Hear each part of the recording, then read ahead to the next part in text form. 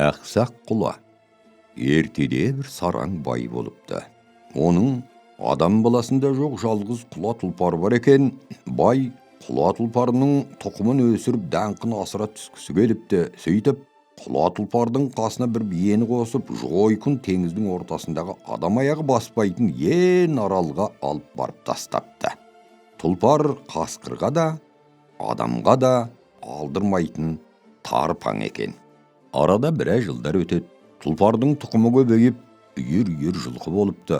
Жылқысының қанша екенін көргісі келген бай аралға келсе, шақар тұлпар маңына жолатпай қойыпты. Бұған қызыққан бай ұстамақ болған кезде тұлпар теуіп өлтіріпті.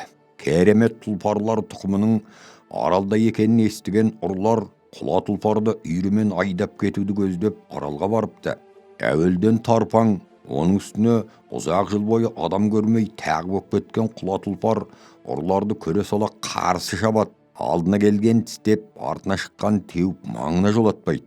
Құла тұлпармен алысып әбден қалжыраған ұрылар алдырмайтынына көздері жеткен соң садақпен атады. Садақ оғы тұлпардың аяғына тиіп ақсатады. Жараланған ақсақ құла бұрынғыдан бетер құтырады. Ұрылар тобына қасқырдай тиіп тапай бастайды. Амал таусылған ұрылар бір шұңқырға түсіп жан сауғаламақ болады.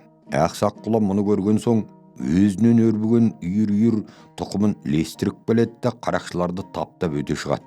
Оңай олжа таппақ болған ұрылар жаншылып қалыпты. Сөйтіп құла тұлпар үйірімен жабайланып кетіпті. Одан кейін жалпақ далаға тарапты.